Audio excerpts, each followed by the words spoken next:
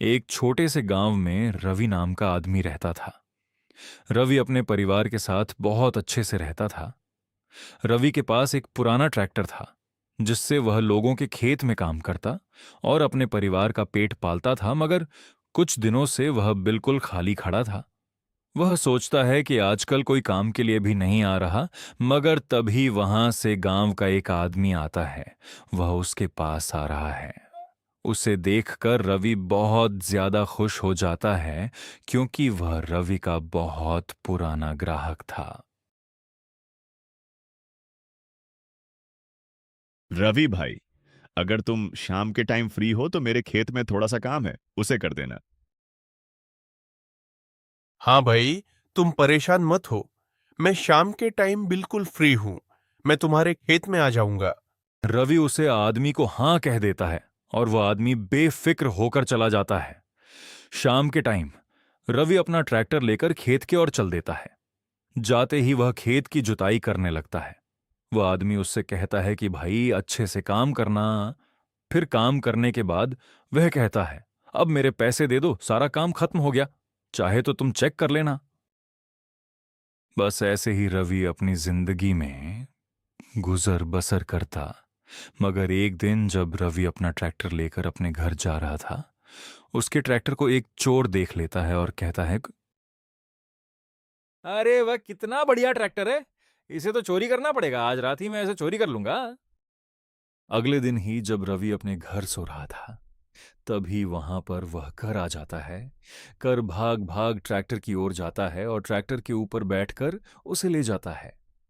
रवि अपने घर में सो रहा था।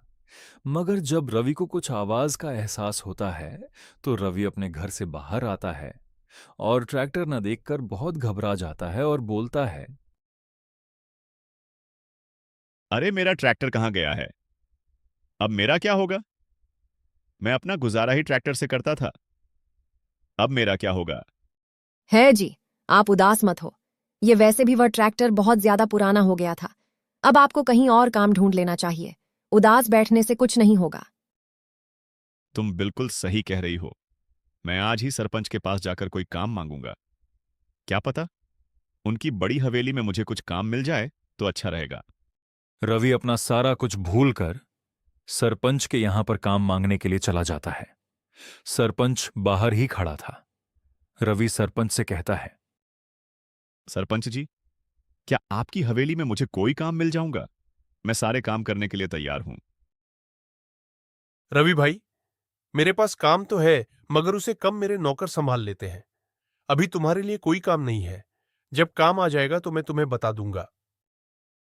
अभी काम न मिलने के कारण रवि बहुत ज्यादा उदास हो जाता है और अपने घर लौट जाता है। घर जाकर रवि और रवि का बेटा रामू खाने के लिए बैठते हैं, मगर उसकी पत्नी रहती है। सर, राशन खत्म हो गया है, फिर भी मैं कहीं से चावल मांग कर बनाए हैं। बस यह एक प्लेट चावल ही बचे हैं। आप दोनों इसी में से खा लें। रवि की पत्नी वहां से चली जाती है। रवि खाना खाना शुरू ही करने वाला था, मगर तभी बाहर से किसी की आवाज आती है। जब रवि बाहर जाकर देखा है, तो एक साधु वहां पर खड़े थे। साधु बोलते हैं, 2 दिन से भूखा हूं, मुझे कुछ खाने के लिए दे दो। जब आप हमारे घर आ गए हैं तो मैं आपको भूख नहीं जाने दूंगा। आप हमारे घर आई। रवि बाबा को अपनी ताली दे देता है। बाबा अकेले ही सारा खाना खा जाते हैं और बोलते हैं, बेटा, तुम बहुत ज्यादा उदास दिख रहे हो। लगता है तुम्हें खाना खाने की मेरे से ज्यादा जरूरत थी, मगर फिर भी तुमने अपना खाना मुझे दे दिया। मैंगो, तुम क्या मांगते हो? बाबा, मेरे पास एक ट्रैक्टर था जो कुछ दिनों पहले चोरी हो गया है। अब मेरा कोई भी काम नहीं लग रहा है और मेरे पास खाने के लिए बस एक ही थाली थी। बाबा अपने हाथ आगे करते हैं और उनके हाथ में आगे करते ही वहां पर एक बैल आ जाता है। बाबा रवि से कहते हैं, जब तक तुम ईमानदारी पर रहोगे, यह बैल तुम्हारी मदद करता रहेगा। बाबा वहां से गायब हो जाते हैं और रवि उसे बैल के ओर देखकर कहता है, यह कमजोर सा बल मेरी क्या ही मदद कर सकता है, ये तो अपने आप ही बहुत ज्यादा कमजोर है। मगर तभी वहां पर एक सेठ आता है। सेठ जाकर रवि से कहता है, रवि भाई, मेरा थोड़ा सा सामान बाजार जाना है। क्या तुम मेरा सामान बाजार लेकर चल सकते हो?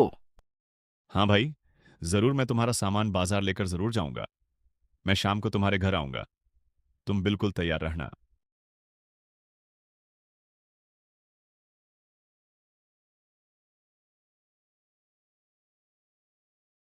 रवि कहता है, मैंने सेठ जिसे हां तो कर दी है, मगर क्या यह छोटा सा बल बाकी खींच पाएगा?